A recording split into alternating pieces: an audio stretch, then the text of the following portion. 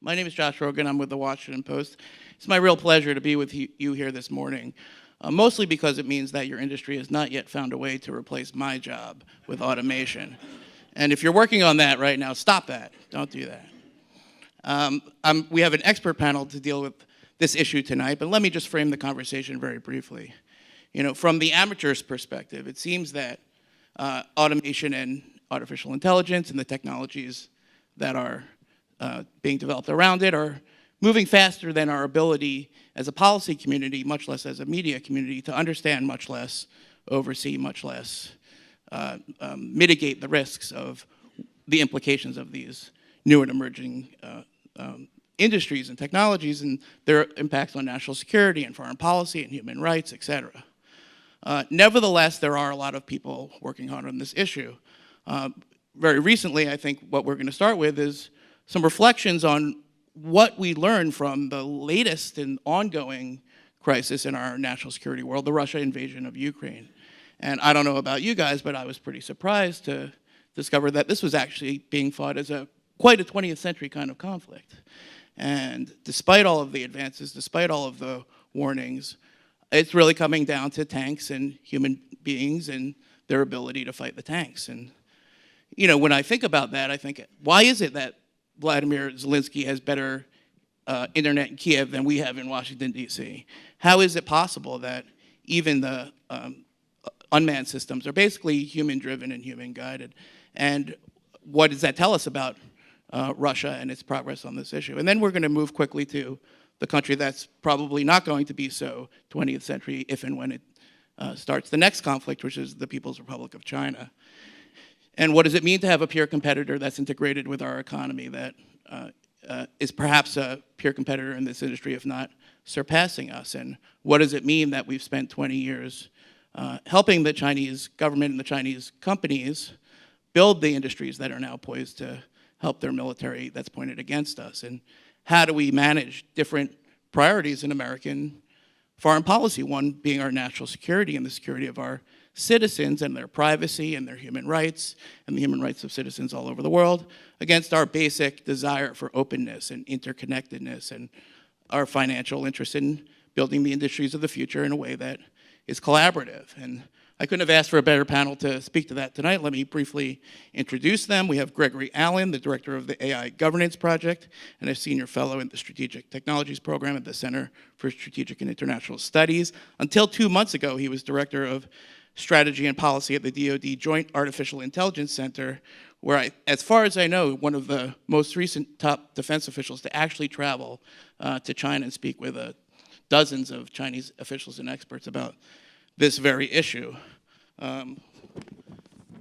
Sitting next to him, excuse me 1 second,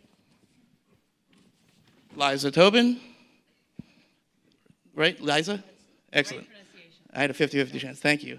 The Senior Director for Economy and Special Competitive Studies Project at the, not on my paper.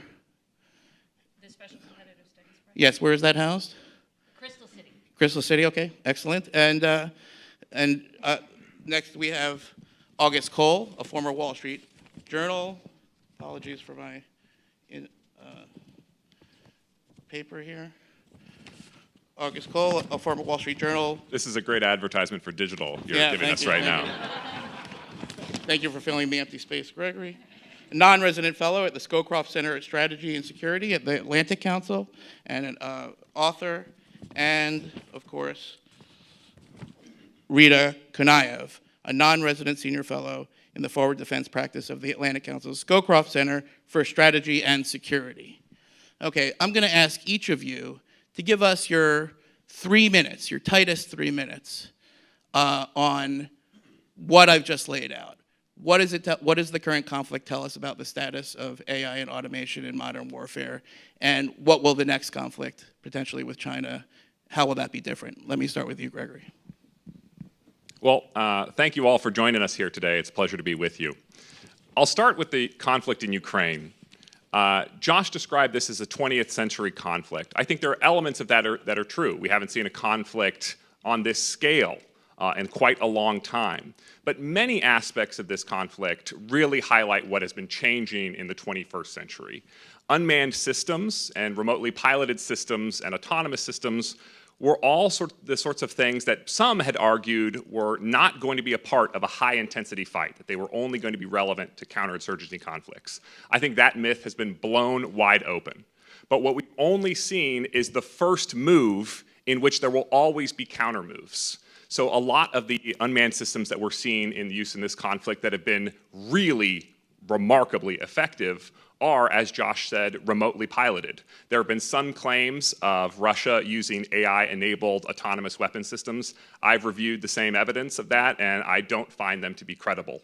But we do know that this is an area that Russia is going, and just in the last couple weeks, Russian military organizations have been discussing in Russian language press exactly how that's the direction that they want to be going.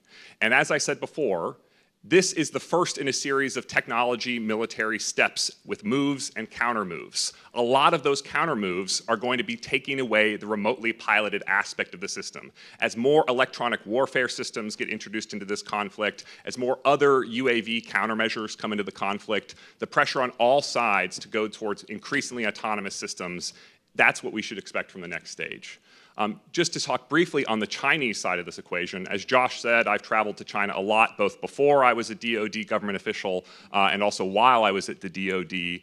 And I sat next to a senior Chinese weapons executive at a conference like this one, in which he addressed an audience that was global and said, in the future, there will be no people fighting in wars, and that is the direction that my company is working to build, talking about his autonomous systems development efforts. I'll stop there. Thank you. Liza, give us your perspective on each of these. Thanks so much, Josh. It's great to be here.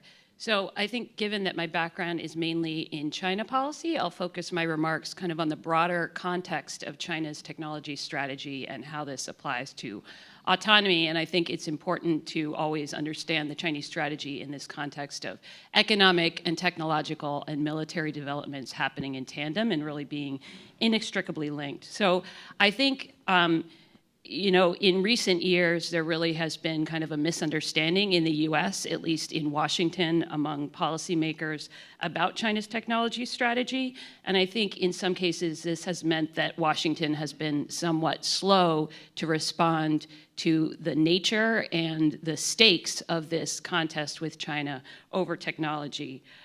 For a long time, we in the China watching community sort of discounted the idea, the notion that China could innovate. And I know that sounds somewhat quaint in 2022, given the challenges we face, but that indeed was the case for years. We were really focused on China stealing and copying technology. And while that indeed was a problem, I think what it obscured was that the Chinese Communist Party is trying to do something new with technology, and fundamentally, this is political.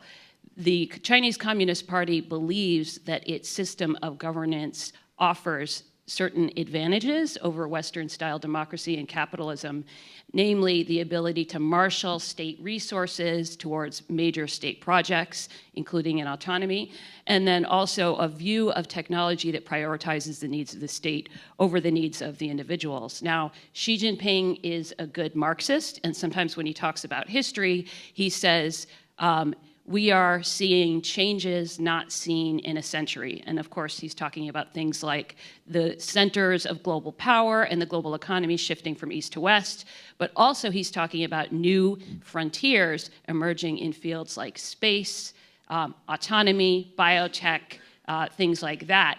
And the party has determined that it is not only an opportunity, but there's a necessity here for China to be on the leading edge of these emerging domains. Now, what does this have to do with autonomy? Well, the crux of the issue with autonomy, of course, right now is data. Who can harness the most data? Now, in the future, maybe in a few years, we'll have this conference and we'll be talking about synthetic data. But for now, I think the party is somewhat ahead of our political leadership here in elevating the importance of data in their national strategy and in investment. And I think going forward, we need to understand the political nature here, and that they're really kind of throwing down the gauntlet and saying our system is better at exploiting this data and coming up with innovation, not only to drive economic development, but also advances in military use technology. And so, I think it certainly remains to be seen whether they will succeed. Fundamentally, I'm an optimist about our system and our advantages, but I think the outcome is not guaranteed. Excellent, thank you. August. Well, as someone whose career started, chasing down facts and evolved into making stuff up, I offer, these comments with a lot of humility, sitting in the National Press Club. But I think what I would say, Josh, is, with the conflict in Ukraine, I think it has really underscored, how important these kinds of technologies we're here to talk about today are to the next 20 years of conflict. That even if we are going to debate, even what is artificial intelligence? Like, this is an active debate in the U.S. right now in the tech community, the DoD itself. We have a lot of big foundational, aspects we have to address. At the same time, you look at the tactical situation in Ukraine, and you can see how vital and how much of that conflict actually almost rests upon a foundation of AI-type capabilities, whether it's crowdfunding, whether it's using the sorts of algorithmic refinement for targeting and electronic warfare and all the stuff that happens behind a very thick curtain. We know that at the same time you have trenches and artillery, code is fundamental to this conflict. So when you look across the Pacific to what we might expect with China in the late 2020s, perhaps sooner, perhaps later, we have to, I think, have that same tension in mind. We have to understand where the big pieces that we're still trying to move around in our country and where they are trying to move around there as well. As someone who's trying constantly to think credibly about what's coming, it's very hard to get things right. And I don't know that we have to always do so.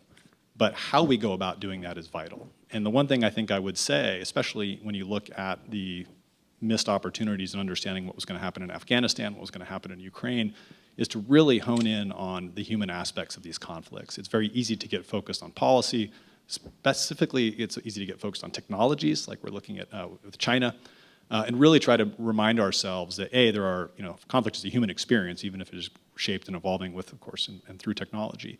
But fundamentally, that ability to practice good foresight and really get it, like what's coming, what elements are going to be present today, in the future, and beyond, comes down to that foundational, I think, point of view. Excellent, thank you. Rita? Excuse me, August, I feel like you set me up with the sentence of trying to see what's right, because as somebody who's been studying the Russian military and focusing on technological innovation and military modernization in Russia, I feel like I've gotten a lot of things wrong. And if you are looking at the performance of the Russian military right now, it was very difficult to tell that the last decade and a half has been, in fact, dedicated to significant reforms that focused on professionalization, that focused on new equipment, autonomous capabilities, a lot of robotics, unmanned systems, electronic warfare, AI for command and control, information, cyber warfare. There were grand expectations, and we have not seen them pan out. So it is bringing a point of reflection for the community that has, been studying Russia, both from the open source, and I'm a native Russian speaker. I follow the sources, from the horse's mouth, let's say it like that, as well as the fact that a lot of the more classified intelligence was also pointing that way. So if we're looking over the past now almost 3 months, what are some of the early lessons learned that we can take away to better understand how we got some of these things quite wrong? And I'm going to make the first unpopular point by saying that we are often conflating concepts and technologies that are in the conceptualization, research, and development stages to what is already out there, to let alone what is battle-tested, battle-ready, and battle-proven.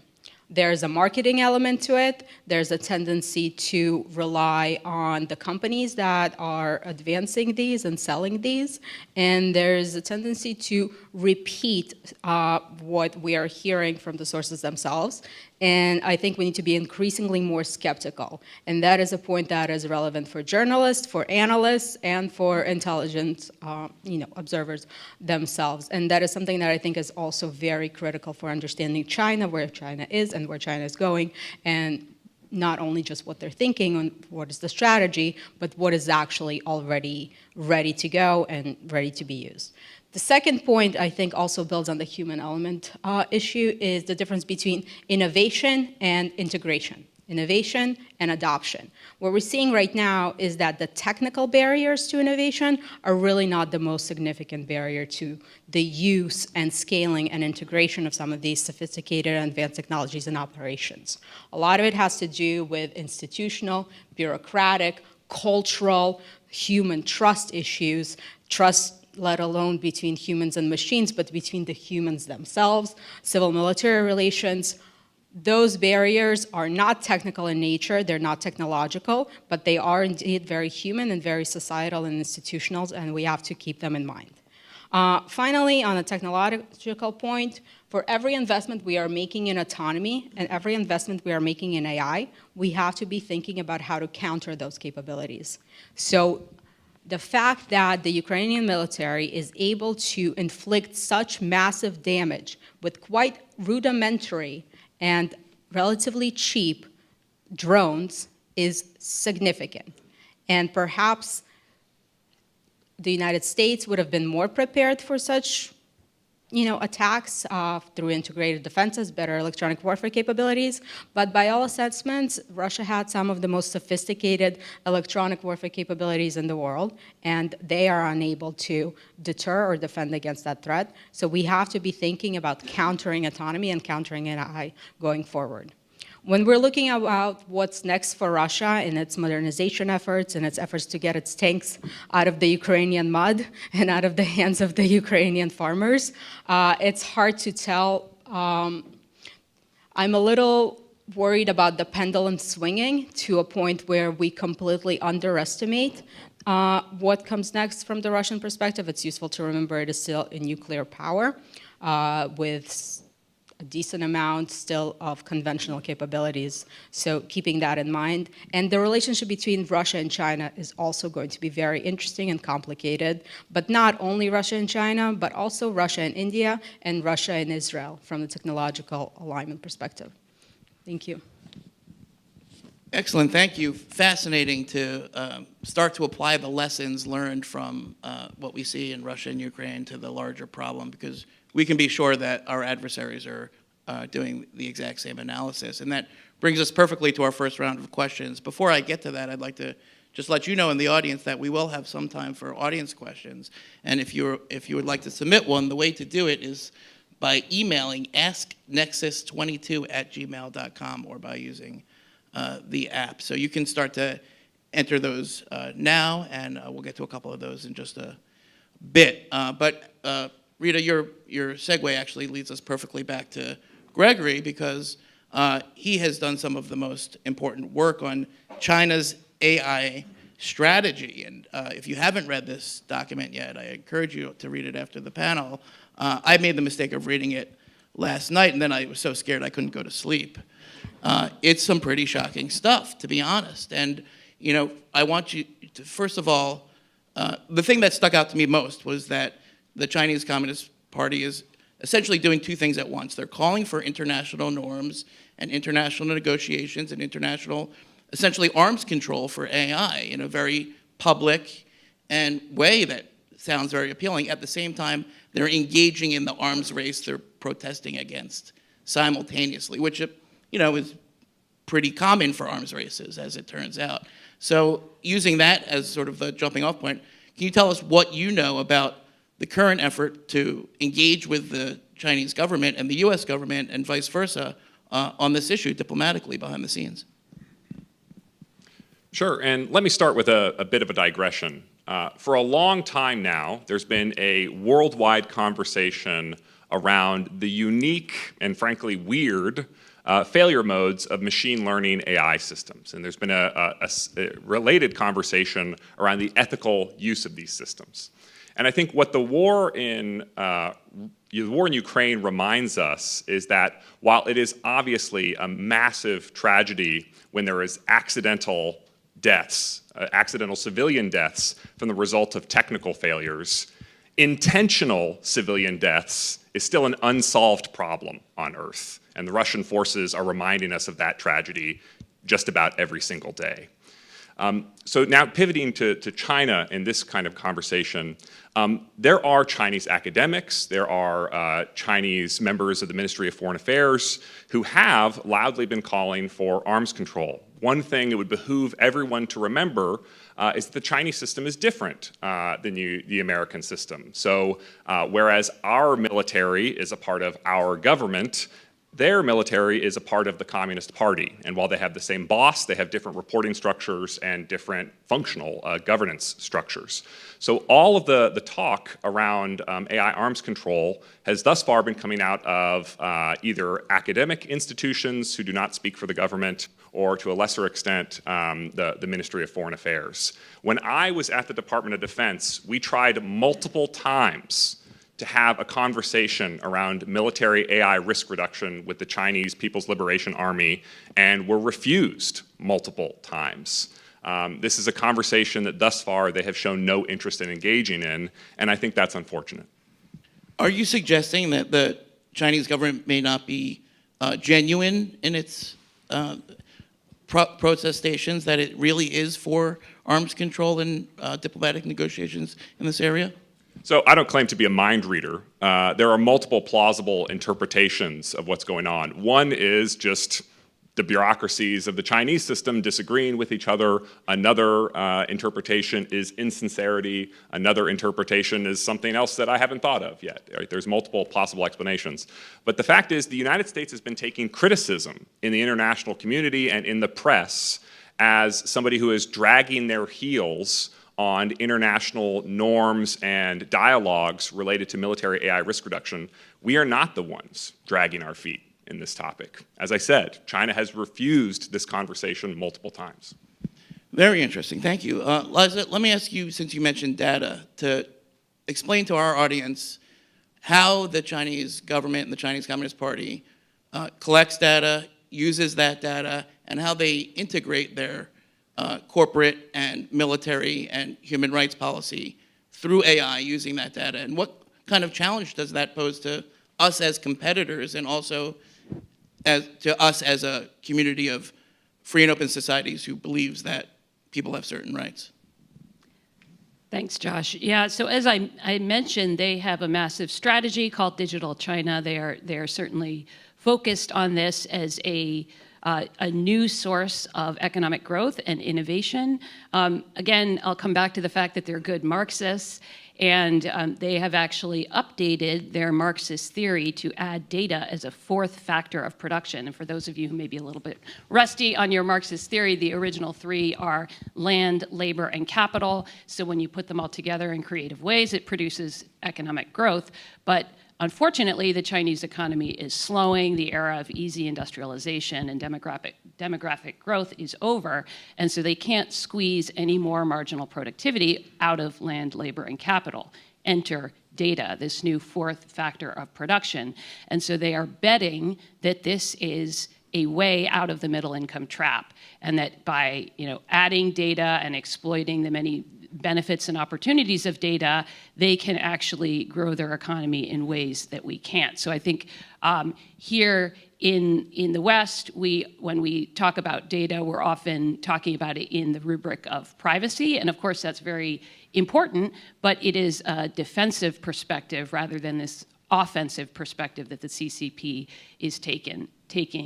A couple of the use cases that you may be familiar with from China, of course, is their so-called Digital Silk Road, which is kind of a subsidiary of the Belt and Road Initiative, and is really their effort and their plan to control the networks, the platforms, and importantly, the standards of this emerging digital economy. And then at home, the use case, of course, is technology-enabled social control. And you see that most dramatically in Xinjiang with the internment of more than 1 million people, but really across the country, and it's showing up in the COVID lockdowns. And so really, you're seeing the elevation of political concerns being elevated over short-term economic concerns there. Excellent. August, that sort of takes me to the issue of the ethics, which you talk about a lot. As a former journalist, I know you covered a lot. From the journalist perspective, what we see is sort of the conundrum of American companies and the American government collaborating with a lot of these Chinese companies, which, as we've just heard, cannot really be said to be anything but under the control of the party that wants to use the technology and the data for other means. Google built an AI center in China but refused to do an AI project with the Pentagon. SenseTime worked with MIT until 2019. Even after it was sanctioned by the US government, still had a successful IPO with the help of many technical experts in the US and around the world. IBM is partnered with dozens of Chinese cities on Smarter Cities program, which to my mind seems like a clear abuse of the technology. Hikvision, the company that has built the cameras atop the concentration camp walls that spot the Uyghurs, they've been sanctioned by the US government but funded to the brim by Wall Street. How can we understand that? And how is it that we have a system that's punishing these companies on the one hand and funding them on the other? And what do you think we need to do to square that circle?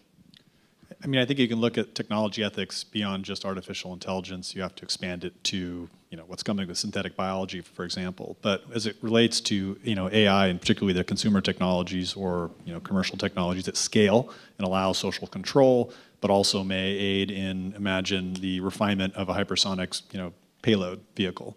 We're going to, in the U.S., I think, need to be increasingly vigilant.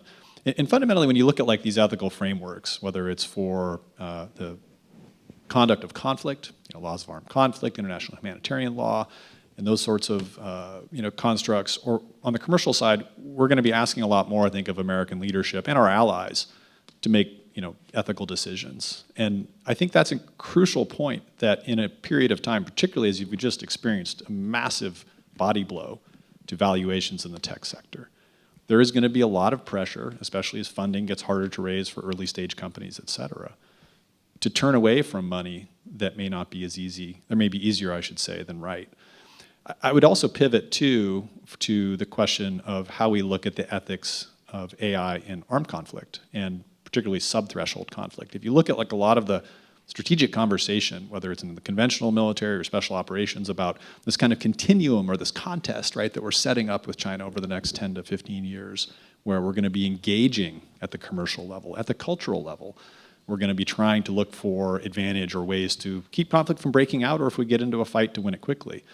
That is also going to return to your question about the role of American companies and allies, they're going to be involved in that conflict in ways that they may not be ready for yet. That requires, at a board level, at a compliance level, really rich conversations that fundamentally don't allow for failure of imagination. And I think that's something that probably has to start happening sooner than most people are ready for. To piggyback just on the data comment too, if you think about what a conflict with China is going to look like potentially, right, in the Pacific, it's going to be fundamentally decided by data, most likely. Yes, you'll have to hold parts of the ocean and control them, space, et cetera, undersea. But fundamentally, the side that can, I think, most effectively use data will be the one that prevails. So what are our rules, right? On the government side, on the industry side, what do we expect of our society when it comes to privacy, when it comes to the use of data that we can acquire on the open market? You could imagine today the kinds of capabilities that are performed by a drone or a satellite. Much of that can be bracketed or acquired on the open market to provide incredible levels of fidelity or targeting, to put it simply. When you're in an environment where the satellites are knocked out, there's no drones going over the Pacific, how are you going to find the things you need to find, the people you need to find? I'd rather have those conversations now, today, with a little bit of imagination and think through those outcomes so we can make the decisions that we can live with when a conflict's over. Before I move on, let me just press you on this one point, because as we saw in the last administration, a lot of this is detailed in my book, Chaos Under Heaven, available now wherever books are sold. The Trump administration made a determined effort to name and shame American companies that were seen to be aiding China's effort to use American technology and know-how and capital to build this AI machine that they're working on with their military. That naming and shaming had, positive and negative effects, to be sure. And we see to my mind, I see the Biden administration continuing some of that, although in quite a different manner. I'm wondering, what do you think is the solution for managing the private-public cooperation on this issue on our end? Should the government be telling companies what to do? Should companies in the industry be taking it upon themselves to establish rules of corporate social responsibility? How's that working out? And how do we have a system where our institutions guard their independence fiercely and rightly at the same time? This is kind of a problem that they need the federal government's help on. Yeah, that's a really thorny one. Thank you. I know I'm sitting here in Washington, D.C., so it'd be obvious to say, we should regulate it. But I don't believe that. I don't think you can keep up with the vagaries of the financial markets. I don't think you can keep up with the pace of innovation. Fundamentally, this is like a culture question in American business and in the technology community. That leadership comes from individual decisions, not necessarily from a mandate from on high. That's how China works, right? We don't want to have a system that puts us in a position where we don't allow the agility, the kind of freedom of action. But that has a lot of responsibility that goes with it. If companies can't, essentially rise to that, then you're looking at, I think, a situation which is not just about not performing in the long term, but it imperils the security of the country. We've had, the 20th century, much of it with a conversation about big companies making decisions that were in the interest of the national security of the United States. There's no reason why we can't have that again. Thank you. Let me go to Rita, and then we'll come back to you. And Rita, feel free to continue that thread, but I also wanted to ask you to apply what we've seen in the U.S.-Russia corporate-to-corporate relationship post-Ukraine invasion. In other words, we're seeing American corporations decouple from Russian corporations. We're seeing Russian finance dry up, support for Russian companies by American finance dry up. A real startling, actually, decoupling of our two economies as punishment, as a coercive method to get Vladimir Putin to stop attacking Ukraine. And the obvious question is that something that can be applied to China? Would it even work, considering the size and interconnectedness of our two economies? And from what you see in what we're doing to the Russian economy, is that working? Is that having its desired effect? And feel free to also comment on what August just said. As neither an economist nor a China person, thank you for that question. I'm just gonna, build on what August was saying in terms of whether it's a public shaming or accountability or aligning national security concerns with corporate responsibility.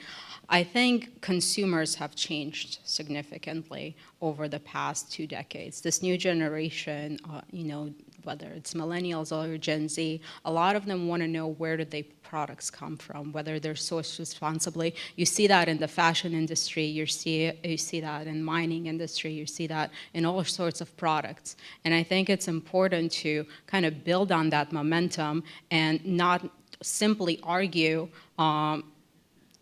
from that hardcore, old school national security perspective, but also from a fundamental human rights perspective and social accountability perspective. In the same way that we care about climate change and renewals and sustainability, we should care about where the components of our phones come from and where, what does the technology that we're spending money on is used.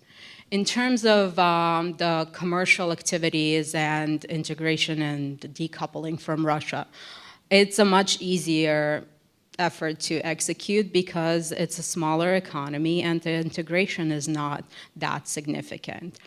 It's absolutely much less significant than it is with China, and it's also been declining quite rapidly since 2014. So movement in that direction didn't just start yesterday.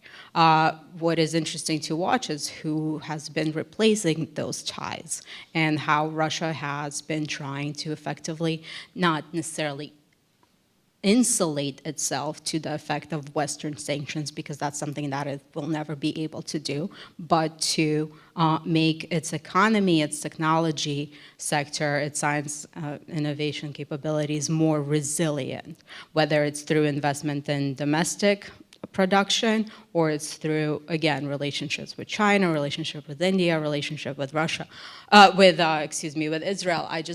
I just read yesterday that Yandex, the CEO of Yandex, which is the Russian Google effectively, who is, by the way, an Israeli citizen, is sent a memo to the Israeli government asking about conditions and possibilities to relocate the center of operations to Tel Aviv. There's already a pretty significant operation there, and now they're talking about moving their global center to Israel. That's going to complicate those types of relationships. So we got to be watching for these third order effects. So while that direct integration between Russia and the United States might have not feel as impactful because those ties are not that notable, the relationships that we have with our allies, including, not to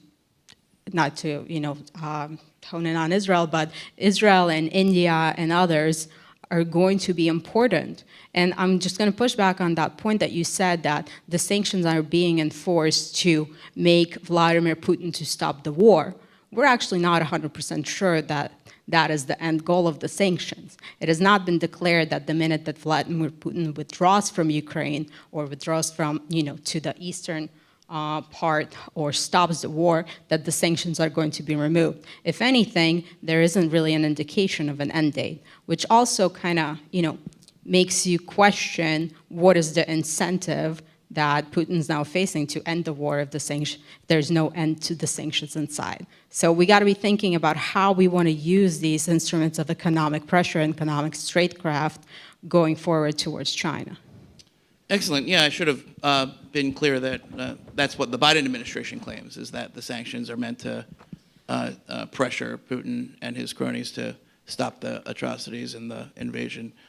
But you're right, there are probably a lot of factors going into it. And we could have a whole panel on the ethics of the Israeli tech industry, but we're just not going to have time for that today.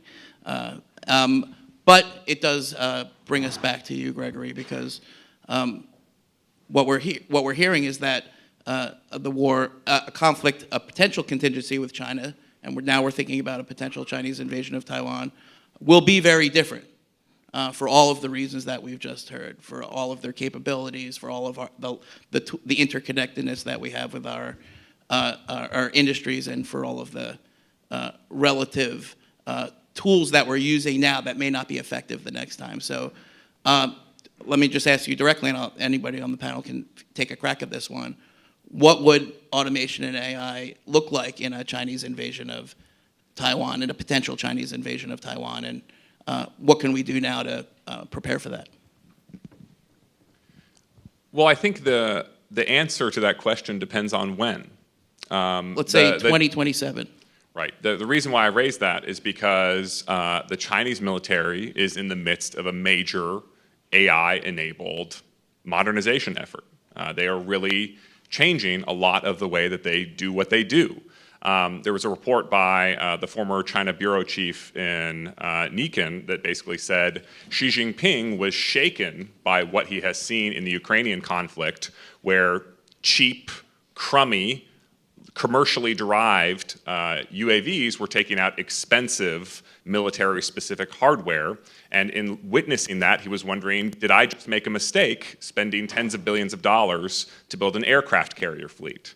That report may or may not be true, but it is absolutely the case that the Chinese military is drawing a lot of lessons from what we're seeing in Ukraine. And that's why time matters a lot. But as I said, we've been at this story for quite a while. Project Maven in the Department of Defense was all the way back in 2017. So AI is already making a big difference in the Department of Defense. I'm not satisfied with the pace of adoption.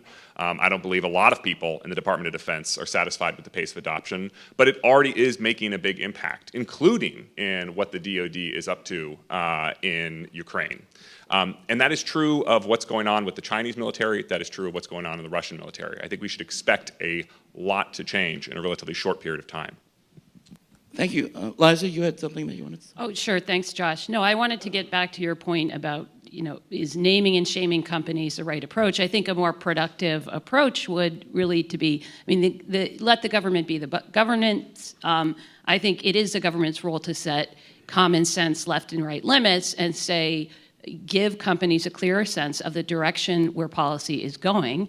And coming out of both the Trump and the Biden White House, I can tell you that there's tremendous continuity in the direction of policy, in the direction of we need to disentangle some of the more sensitive aspects of the US-China technology and economic relationship. The US government, as you all from the private sector know, is very slow.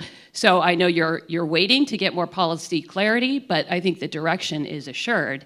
And for the government to set those right limits and say, it is unacceptable for American expertise and technology and capital to be aiding and abetting the PLA war machine.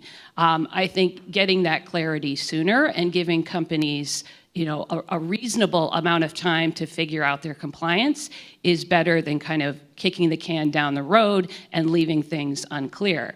And on the company side, I think you all are ahead of the U.S. government in actually designing the technical solutions. So in terms of kind of the proactive foreign policy front, I think the U.S. government needs to be talking to the private sector and hearing what solutions you're coming up with so that we can be pushing for those in the standards bodies.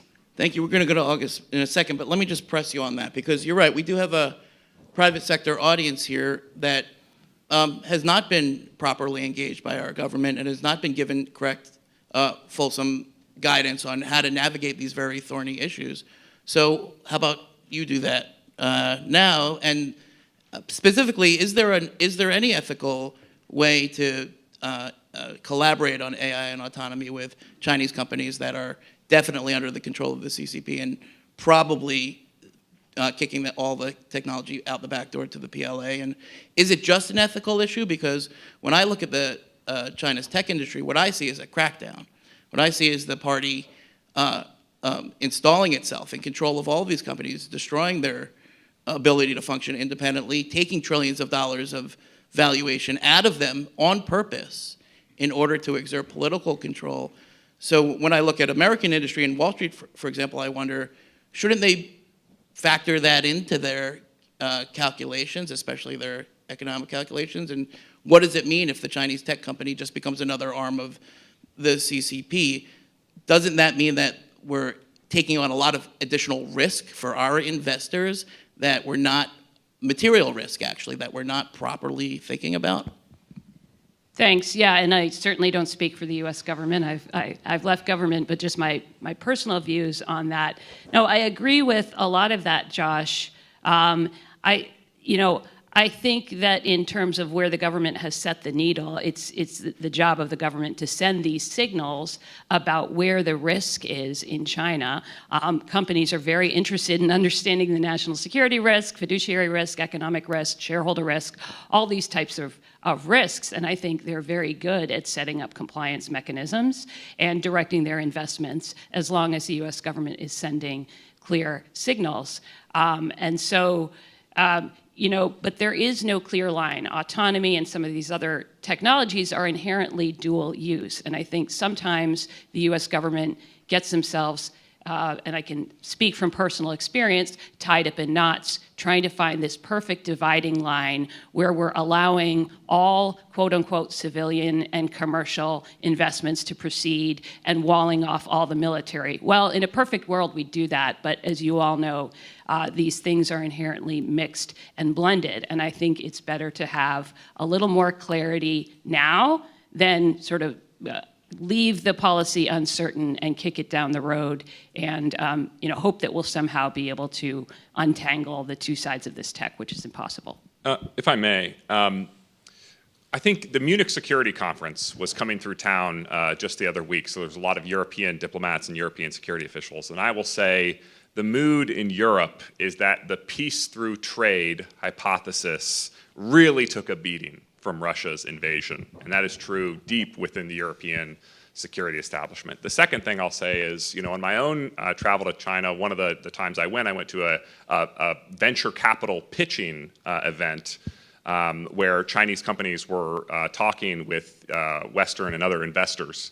And one of the companies there was a SenseTime executive, and he had specifically mentioned that it is extremely unusual in China's history for a technology as important as artificial intelligence to be trusted to the private sector. And he gave the examples of nuclear weapons and rocketry as the sort of peer comparisons. Keep in mind, this is him pitching to venture capitalists, talking about his relationship with the Chinese government. And what I took away from that was that it was going to be okay for these Chinese private sector companies to continue to be independent as long as they provided support to the Chinese security establishment. But as you've said, even I was shocked at what's happened in terms of the crackdown on Chinese companies over the past year and a half or so, and the degree to which the Communist Party has insisted upon a degree of control that over the past decade it was content to ignore. Thank you. August? I was going to pull the thread a little on this Taiwan question, and I think it links to the conversation we're having now also about the role of companies. Every company in the technology sector needs to have had that conversation or have that conversation. What are you going to do when that happens? And that's not to say that every Taiwan scenario looks like a cross-strait invasion and is at that kind of scale and catastrophe. But this is the world we live in, right? You need to kind of see it. And I think it's critical to have that kind of foresight, which isn't drawn from much more than what we see around us. To the point too about when, right? When would that conflict be? What would the role of AI be? Like with the commercial side, I think we're actually talking as much about culture as we are technology in both the private sector, but also the U.S. military. I believe later today, Commodore Michael Bresser from Task Force 59 from the Navy will be here, right? Part of the kind of grassroots and institutional movement to adopt and experiment with autonomous systems, to use new kinds of software capabilities. Those are not the norm. Those are not scaled. We have a lot, I think, that we can be doing a much more greater and horizontal, like distribution of such efforts, so that we're able to, in a conflict like we're talking about, have gotten people at both the tactical level, but really at the most senior level in the services, et cetera, bought into this idea that the paradigm that was set in the Cold War of $200 million fighter planes is over. Should we have a 350 ship Navy or a 3,350 ship Navy? What is a ship? Those are the kinds of fundamental shifts that are very, very difficult to make for a nation like ours, for a military like ours. Yet that may be actually what is most important when you start thinking through the realities of a very high intensity conflict like China, with China. Excellent, thank you. And we are I'm going to read a couple of these audience questions. Before we do that, very quickly, August, I have to ask you, I was reading some of your work about cognitive warfare, and this really freaked me out. And, me too. And explain to us briefly what that is and what that means. Sure, and this is an area where Rita has a lot of expertise too. The idea that with artificial intelligence, we are now able to shape messaging and the inputs that we take into our, if you want to think about yourself as a computer, we take into our own systems. And if you're now able to shape that through social media and other forms of electronic manipulation at scale, but with incredible precision, and we've kind of talked around again data, on this panel, but the amount of data that's out there, the amount of increasingly capable artificial intelligence systems that can refine large, lakes of data or whatever you want to call them, to affect how people are responding at a neurological level to the world around them, the world as it will be, and maybe even as it was. That should really frighten you. And it is both offensive, but also potentially defensive in how it is used by different nations. So imagine the kinds of disinformation campaigns that we've seen during everything from domestic uprisings here in the US, like the insurrection on Capitol Hill, to the election, to COVID. Imagine that during a large-scale conflict with China. What would the messaging be? How would the American population be shifted algorithmically? without people knowing, or maybe people allowing themselves to be shifted, right? Confirming those biases and feelings that are quite powerful. That is an emergent way of warfare. Whether should there be a human domain, a cognitive domain, that's one of the debates that's out there. But I think it's incredibly important for people in the technology community, particularly AI, but also synthetic biology and its attendant subsectors, to be aware of that and to be frightened of it, to be honest. Wow. So we have cyber force, we have space force, and now we're going to have mind force. Basically. Great. Excellent. What could go wrong? What could go wrong? That kind of leads us back into this question that I got from the audience, which focuses on the effect that autonomy and especially autonomous platforms, aircraft, boats, ships, whatever, how that is actually a really competitive and in ways asymmetric advantage for our adversaries. And this is something, Gregory, that I also read in your paper, that because of the way this town works and because of the way our government works, we're so invested in these legacy platforms that when China comes around and they skip all of that stuff and go right to the swarms, that's a huge asymmetric advantage, much like China skipping credit cards and going right to mobile payments, or skipping landlines and going right to cell phones. So this is a question from the audience. What does that mean to our future capabilities of our national security posture? Let's start with you, Gregory, and then anyone else who would like can take a crack at it. So I think August made a great point here about the bureaucratic structures of the Department of Defense and the military as an obstacle to adopting artificial intelligence. It is really hard to get good at operating nuclear submarines. It is really hard to train really high-performing fighter pilots. There is a lot of bureaucratic organizational structure. There is a lot of muscle memory in the system for how to perform those things well. And as long as those things remain the pillar of competitive military advantage, then all is well and good. But as August was pointing out, the nature of competitive military advantage, the underpinnings of that, require new technological skill sets, and our organizational structures are not really adapting to come to terms with that. I loved what you said, right, about how many fights we have had in Washington, D.C. about a 300-ship Navy. And as you pointed out, right, the conversation we need to be is, what would it take to have a 3,000-ship Navy, but instead of those ships costing $10 billion a pop, maybe they cost $100,000 a pop.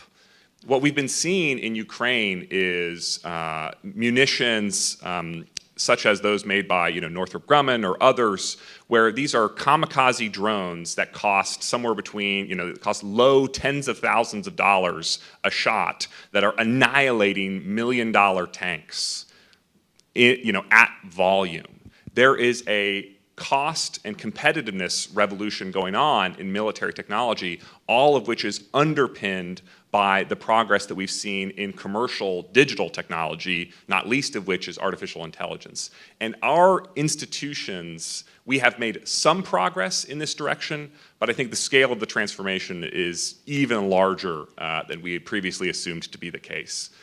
That's something we have to figure out how to get right. And as we've heard, the Russians wanted this too.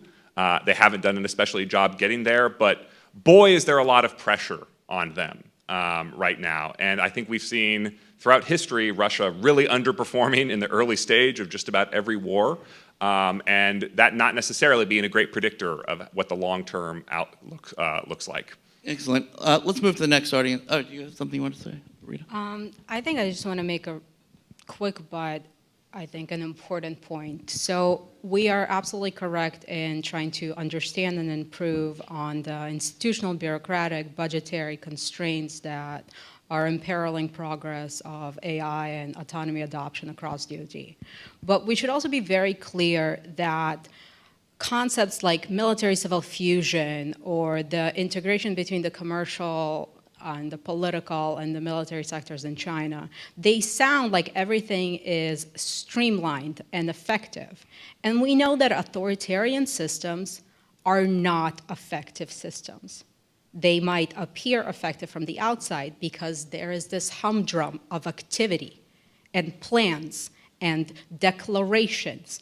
And this is not by any means to say that China can't innovate. We clearly know that it can, or that China can't adopt.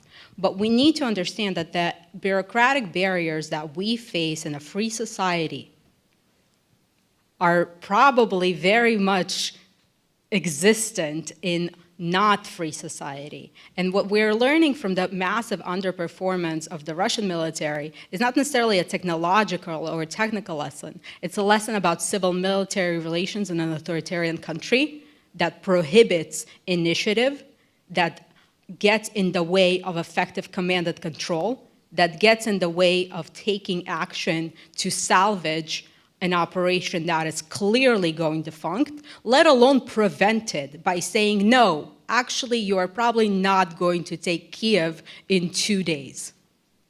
So all of these, I'm not to say that like our own self-assessment should be very critical for a fact if we must improve. But we also need to be very clear-eyed about our adversaries and our competitors, as much about their successes and achievements, as well as about the barriers that they face. That's a very good point. Thank you. Thank you. If I could just briefly push back Sure. on a little bit of what you said, Rita. It is definitely the case that Russia's corruption, which is endemic into their system, has been an obstacle to military progress. But I would say you go a little bit too far when you say authoritarian regimes cannot produce high-performing militaries. I would say the militaries of World War II, many of those were high-performing authoritarian regime militaries. And in the case of China, I think I recall back in 2010 timeframe, there was a line you heard a lot in this town, which was China cannot innovate, they can only copy. That was a long time ago. Right? That's over. China's private sector is really competitive. Mark Zuckerberg has admitted multiple times that he stole ideas of features for stuff that Facebook has put out from Chinese companies and Chinese services like WeChat. We've seen an enormous renaissance in the Chinese commercial digital sector. And I will say what I have seen in the Chinese military sector is also just objectively quite impressive. I'll just say, both things can be true, that we overestimated the Russian capability because we failed to understand the weaknesses of authoritarian systems, and at the same time, China is not Russia. And This But is not even- what I'm even- saying, and I didn't say that they please. cannot innovate. I explicitly said I am not saying that they cannot innovate. And I'm not also saying that authoritarian militaries cannot be effective. They can be very effective. The point is that we're at this self-assessment that stresses all of our weaknesses without understanding that there are critical problems that exist within our adversaries and competitors that we must understand if we want to compete with them effectively, not just their strengths. Excellent. Yes, there are definitely weaknesses in the Russian system that we can exploit in the Chinese system. I think you're both right. Last question, and I'll put this one to Liza. This is from the audience. We've talked a lot about how the Chinese political system gives them an advantage on data because there's no such thing as privacy, and there's no such thing as rule of law, and there's no such thing as a division between the private and public sectors. So they're getting tons of data, which is hugely valuable and hugely important.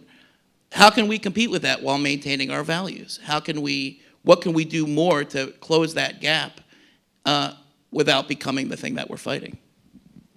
Thanks. And just to kind of build on Rita's point, I think it's absolutely true that we need to understand the weaknesses of our autocratic rivals and then find ways to exploit them, which has not to date been an objective of U.S.-China policy. And I think it could unlock a lot of creativity in the U.S. government bureaucracy to state that is an objective and then get people's wheels turning.